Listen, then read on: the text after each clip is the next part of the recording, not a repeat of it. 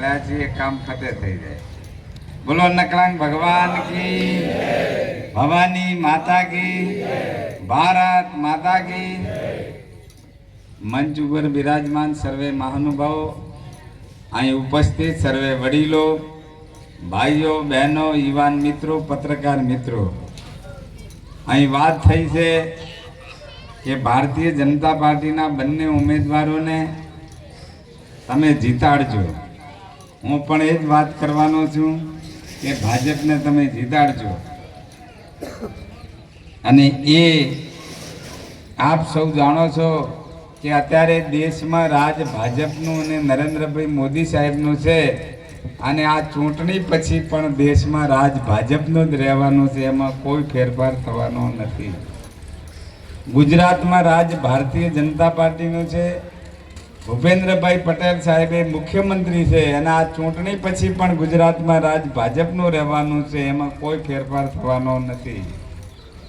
અહીંના ધારાસભ્ય ભાજપના છે, અને ધારાસભાની ચૂંટણી હજી પૂણા 2 વર્ષ બાકી છે, એટલે ધારાસભ્ય પણ ભાજપનો છે। આ ચૂંટણીમાં કોઈ અસર થવાની નથી, પણ આ ચૂંટણી એ વિકાસ માટેની ચૂંટણી છે। સરકારના પ્રતિનિધિઓ શેના માટે, પ્રજાનો પ્રતિનિધિ શેના માટે આપણે ચૂંટણી મોકલીએ છીએ? એટલા માટે ચૂંટણી મોકલીએ છીએ કે આપણો તાલુકા પંચાયતનો સભ્ય હોય, જિલ્લા પંચાયતનો સભ્ય હોય કે ધારાસભ્ય હોય, એ સરકારમાં બેસીને આપણા વિસ્તારમાં વિકાસના કાર્યો ખેંચી લાવે। આપણે ત્યાં 30 સ્તરીય જે પંચાયતી રાજ છે, જિલ્લા પંચાયત, તાલુકા પંચાયત અને ગ્રામ પંચાયત, આ પંચાયત મારફત કેન્દ્ર સરકાર અને રાજ્ય સરકારની બધી યોજનાઓના ફળ, એના લાભ એ છેવાડાના માનવી સુધી પહોંચે, એટલા માટેની આ જોગવાઈ છે। અહીં એવું તમે કોઈ કરવાના નથી, પણ ભૂલે ચૂકે ધારો કે તમે હું ચૂંટીને વિરોધ પક્ષનો, કોંગ્રેસનો ડેલિગેટ ચૂંટીને મોકલો, તો હું કહો કે ભાઈ અશોકભાઈ વાત સાચી કરી દીધી, એમ જ કહેવાનો છે કે અમારી સરકાર નથી, તમે શું કરી કે? તો પણ તે આ શું કરવા આદર્યું હતું? તમારી સરકાર નથી તો શું? આ જે કોંગ્રેસના ઉમેદવાર તમારે ત્યાં તાલુકા પંચાયત લડે છે, એ પ્રતિષ્ઠામાં આવ્યો તો એને માતાએ પેલો શું કહે છે કોમેન્ટી હોલ તો મારા પાસે માગ્યો હતો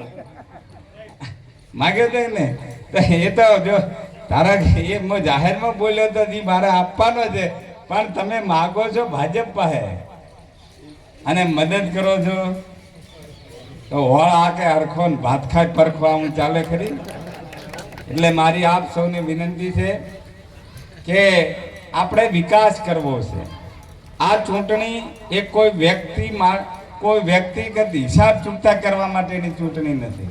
આ ચૂંટણી કોઈ જાતિવાદ માટેની ચૂંટણી નથી। આ ચૂંટણી એ આપણો મત એવી જગ્યાએ જાય કે જેના કારણે આપણા અટકેલા કોઈ કામ અટકે નહીં, અને જે બાકી કામ છે એ ખેંચીને આપણા તરફ આવે, એના માટેની આ ચૂંટણી છે। લોકશાહીની અંદર મતાધિકાર એ સૌથી શક્તિશાળી અધિકાર છે, એનામાં એટલી તાકાત છે। હું એમણે વાત કરી પોણીદાર ધારાસભ્ય, હું પોણીદાર ધારાસભ્ય નથી, આ તમને કહી દઉં, ચોખવટ કરું છું।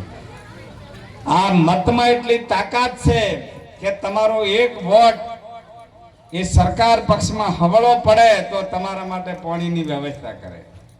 તમારો એક વોટ એ સરકાર પક્ષે જો સાચી દિશામાં પડે તો તમારા માટે રોડ બનાવે।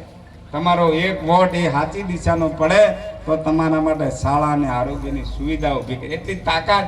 એટલે જે કંઈ કરો છો એ તમે કરો છો, હું તો નિમિત્ત છું। તમે મને ચૂંટીને મોકલ્યો, અને ચૂંટણી પ્રચારમાં દેવદરબાર મોદી સાહેબ આવ્યા હતા વિધાનસભા વખતે, અને એ વખતે આપણા દિયોદર વિસ્તારના સમાચાર પૂછતા હતા। મેં કીધું કે મને પણ નકળંગ એ વખતે ઉજવાડ્યું હતું, એટલે મારે આપણે બજારમાં મળીએ ને ઘણા દાડીમાં ચમચો એમ જ હોય ને, એટલે એવું પૂછતા હતા, પણ મને પણ નકળંગ ઉજવાડી દીધું કે સાહેબ બીજું બધું બરાબર છે, પણ બધા પાણી માગે છે। અને એટલે મોદી સાહેબે કહ્યું હતું કે જ્યાં નર્મદાનું પાણી નથી પહોંચ્યું તે પહોંચશે, અને બોલીને ગયા હતા। એટલે ગુજરાત સરકારે આપણા વિસ્તાર અને આજુબાજુના તાલુકાનો પણ એમાં સમાવેશ કર્યો છે। 1400 કરોડની યોજના નર્મદા મુખ્ય કેનાલમાંથી પાણી પમ્પિંગ કરીને ઢોંડવ આગળ પમ્પિંગ સ્ટેશન બનાવી અને આપણા તળાવમાં પાણી પહોંચે એનું આયોજન રાજ્ય સરકારે કર્યું.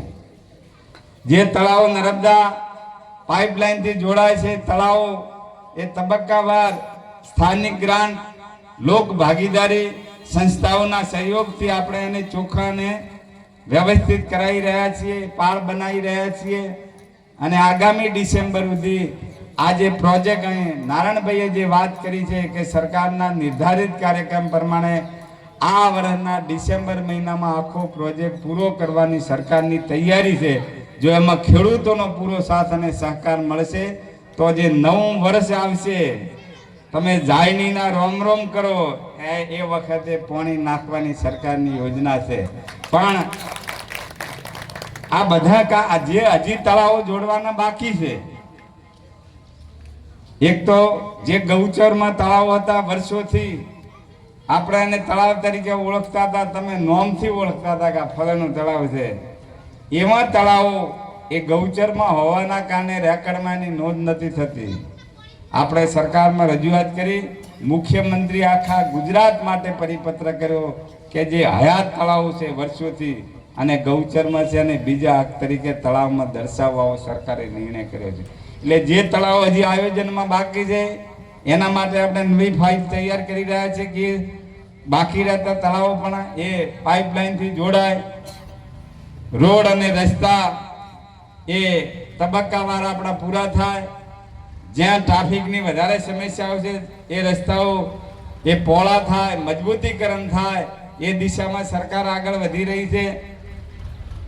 આપણા ત્યાં જે શાળાઓ છે, સરકારી માધ્યમિક શાળાઓ કે પ્રાથમિક શાળાઓ, એમાં જે ભૌતિક સુવિધાઓ ખૂટે છે એ શાળાઓ અદ્યતન બની રહી છે. તમે તમારી નજર સમક્ષ જોઈ રહ્યા છો. બાજુની અંદર શેરગઢમાં તો સરકારી માધ્યમિક શાળા પણ સરકારે મંજૂર કરી છે.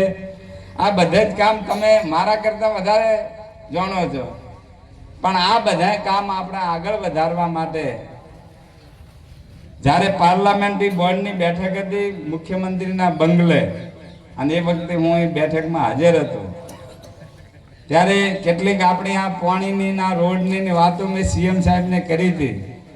ત્યારે પ્રદેશ પ્રમુખે મને પૂછ્યું કે કેશાજી આ બધું કામ તો તમે જેટલું બધું ખેંચી ગયા છો ને હજી જેટલું બધું માગો છો તો લાખણી તાલુકાની 22 તાલુકા પંચાયત અને 5 જિલ્લા પંચાયત ન જીતાય. એટલે મને પણ નકલાંગે ઉજવાડ્યું, મેં હા પાડી દીધી કે જીતી જાય છે. આ તમારા ભરહે મેં હા પાડી દે એટલે ભણવાની ભે હવે પાડો ના જણે જોવાની જવાબદારી તમારી છે. આપણે આ ચૂંટણી પછી પણ આ જ સરકાર પાસે કામ લઈને જવાનું છે. અને એ વખતે કોઈ આપણે ધારાસભ્ય પાસે આવો અને બધે આમ હતાતા ના આવવું પડે એની કાળજી લેજો. છાતી ગાડી ના આવો કે તમને કરો એ કહેવું પડે ને. મારે પણ સરકારને કહેવું પડે કે હા મારા વિસ્તારની પ્રજાનું આ કામ તમારે કરવું પડશે. એટલું બળ મળે એના માટે થઈ અને આપણે આ બંને ઉમેદવાર તાલુકા પંચાયત અને જિલ્લા પંચાયતના બંને ઉમેદવારો બંનેને તમે ઓળખો છો. બંને કર્મઠ કાર્યકર્તાઓને પાર્ટી મેદાનમાં ઉતાર્યા છે. ભાઈ સવજીભાઈ એ એમના ઘેરથી લેડીઝ સીટ છે એટલે એ લડે છે. તમારે તો કુંવાસીની શું કહો છો, મોમેરું કહો કે હાડવો કોઈ ઓઢાડવાનો પ્રસંગ આવ્યો છે એમાં તમારે તો હા આ તમારે તો હારામાં હારો પ્રસંગ છે.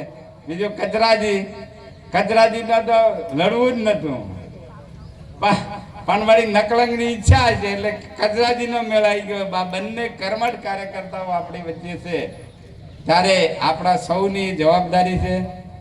અને બીજું કોંગ્રેસમાં હવે રહ્યું છે શું તો પૂછો તમે. 12 વધે ને 13 તૂટે છે અને દેશ લેવલે તો એનું કોઈ ભવિષ્ય જ નથી. કોંગ્રેસને આપણે રાજ નથી જોયું. મારી ઉંમરના 60 વર્ષના હોય એને પૂછજો કે કોંગ્રેસના રાજની અંદર ઉનાળો આવે ને ડીપીઓ બળી જાય તો મહિના સુધી ડીપીઓ નથી મળતી, બાજરી ફૂંકાઈ જતી હતી. મહેણાથી બુસ્ટર લાવતા હતા, પાવર નતો મળતો. અને મોટરો બળતી હતી. ગામડે મોટરો બાંધવા વાળાની દુકાનો ચાલુ થઈ ગઈ હતી. આ મોદી સાહેબ આયા અને વીજળીનો પ્રશ્ન ઉકેલો, એ મોટરો બધવા વાળાનો ધંધો બદલી દેવો પડ્યો. આ કામ મોદી સાહેબે કર્યું છે. જે નર્મદાનું પાણી આપણે માગીએ છીએ, નર્મદા યોજનાનું ખાતમુહૂર્ત 1962 ની અંદર એ વખતના વડાપ્રધાન જવાહરલાલ નહેરુએ કર્યું હતું. 1962માં ખાતમુહૂર્ત થયું. એના પછી 40 વર્ષ સુધી ગુજરાત અને કેન્દ્રમાં કોંગ્રેસનું રાજ રહ્યું. પણ આપણા માટે નહેર બાંધવા માટે એક તગારો ભરીને માટીએ નથી કાઢી. અને એ લોકો કહે છે કે અમે તમારો ઉદ્ધાર કરીશું. પૂર, વાવાઝોડું, આવા આફતો આવે તો કોંગ્રેસના રાજની અંદર આપણા ગંઢીયાને પૂછજો, કોંગ્રેસના રાજમાં મોણા મરી જાય તો કોઈ સમાચાર લેવાય નતું આવતું. આ તો મોદી સાહેબે માનવ મૃત્યુ માટે સહાય, પશુ મૃત્યુ માટે સહાય, પાક માટે સહાય, આ બધી સહાયો અને 12 મહિનામાં ખેડૂતના દરેક ખાતાની અંદર સન્માન નિધિ, એટલે ખેડૂતોનું એને સહાય નથી કહેતા, સન્માન માટે 6,000 રૂપિયા દરેકના ખાતામાં બધી જ યોજનાઓ મોદી સાહેબે આપણી વચ્ચે મૂકી છે. પાણી માગતા મોદી સાહેબે કર્યા, નહીં તો હું તો તમારે હારું તો અમારા ભાભર અને દિયોદર તાલુકો ભેગો હતો અને દર ઓતરા વર્ષે આપણે તે દુષ્કાળ પડતો હતો અને મેઠાથી પેલી બાજુની વસ્તી છે ને એને પીવાના પાણી પણ નહોતું. અને દુષ્કાળ પડે ત્યારે લોકો પોટલા ભોધીને ગુજરાતના બીજા ગામડામાં જતા હતા અને કે હડો મજૂરી કરશે ને વર્ષે તાર પાછા આવશે. આ પાણી મોદી સાહેબે લાયા એટલે આપણે માગીએ છીએ. ન કહેતા પહેલા તો શું કહેતા હતા કે હવે ભગવાન જ રૂઠે તો કે સરકારે શું કરે. આ પાણી માગતા મોદી સાહેબે કર્યા છે. અને મને પોતેને પણ મેં સંકલ્પ કર્યો હતો કે આ વિસ્તારમાં પાણીની સમસ્યાનું નિરાકરણ નહીં દેખાય ત્યાં સુધી હું સન્માન નહીં સ્વીકારું. એ વખતે મને પણ એવું લાગતું હતું કે કેવી રીતે થઈ શકે, પણ મુખ્ય કેનાલથી પાણી મોટરથી પમ્પિંગ કરી અને આપણા તળાવમાં પાણી પહોંચાડવાનું કામ, એટલે આ તો નેવાના પાણી મોભે ચડાવવાનું કામ એ ભાજપ સરકારે કર્યું છે. ત્યારે આ વાત કરવા જઈએ તો ઘણો સમય થાય. આ બધા જ કામ આપણે પૂરા કરવાના છે. અને પૂરા કરવા હોય તો કોઈ પણ કામ ઘરમાં હોય કે ગામનું હોય કે વિકાસનું કામ હોય તો નાણાં વગર થઈ કહેવાનું નથી. થઈ શકશે. લક્ષ્મીજી જોઈ છે જ, અને લક્ષ્મીજી તો સરકાર પાસે હોય છે, તિજોરી એમના પાસે છે. આ કમળ છે ને, કમળ એ લક્ષ્મીજીનું વાહન છે. અને આ કમળને તમે ચોંટીને મોકલશો, એના ઉપર અસવાર થઈને લક્ષ્મીજી આપણા વિસ્તારમાં, આપણા ગામડામાં આવશે અને જે કામ અધૂરા છે એ કામ પૂરા કરશે. અને એના માટેની આ ચૂંટણી છે. તો એ ચૂંટણીની અંદર બધા જ બે મોટા સમાજોને મારી વિનંતી છે કે વિધાનસભાની ચૂંટણી પછી આપણા બે મોટા સમાજો નજીક આવ્યા છે. વર્ષો સુધી આપણે હોમા માર્યા અને આ ચૂંટણીમાં નજીક આવ્યા છે. એ નજીક આપણે કાયમી રહેવાનું છે, એમાં કોઈ ચૂક ના થાય એવી એમાં આપણા સૌનું ભલું છે. મને પણ હવે 62 વર્ષ થયા અને 60 વર્ષ પછી માણસની જિંદગીનો કોઈ ભરવો નથી. ત્યારે શું થાય એ ભગવાનના હાથમાં હોય છે. પણ આપણે સંકલ્પ કર્યો છે કે આ વિસ્તારમાં જે પાણીની સમસ્યા છે, આપણા ભાવિ પેઢી માટે, આ ધરતી માટે કાયમી લીલી રહે, અમર રહે યા ન રહે, માં ભારતી તેરા વૈભવ અમર રહે, આપણો સંકલ્પ છે. આ પાણીની સમસ્યાને આપણે કાયમી મટાવી દેવા માંગીએ છીએ. એના માટે રાત ને દિવસ પ્રયત્ન કરી રહ્યા છીએ. આ વિસ્તારમાં વિકાસ જે બાકી છે એ વિકાસ આપણે પૂરો કરવો છે. આ વિસ્તારને આપણે ગુજરાતના જે આગળ પડતા વિસ્તારો છે, વિસ્તારોની હરોળમાં આપણે મૂકવો છે. અને મૂકવો હોય તો એ કામ તમારા સાથ અને સહકાર વગર થઈ શકે એમ નથી. એટલે હું આપ સૌનો સાથ અને સહકાર માગું છું. તમારી આગળ સહકારની ભીખ માગું છું કે આ ચૂંટણીની અંદર બંને ઉમેદવાર ભારતીય જનતા પાર્ટીના તમે ચૂંટીને મોકલો તો અમે સરકારની પાસે તમારા વતી લડી શકીએ એવી અમને તમારા વતી તાકાત મળે. એના માટેની આ ચૂંટણી છે. તો એ ચૂંટણીમાં ભાજપના બંને ઉમેદવારોને જીતાડજો. એ તમારું ટોપો કરશે અને ન કરે તો હું બેઠો જ છું. તમે તારે ગમે ત્યારે આવજો. મારા દરવાજા દરેક માટે ખુલ્લા છે. જે બનશે એ તમારું ટોપો કરવા માટે નકલંગની સાક્ષીએ આ સંધ્યાનો સમય થાય છે. નકલંગની સાક્ષીએ તમને ખાતરી આપું.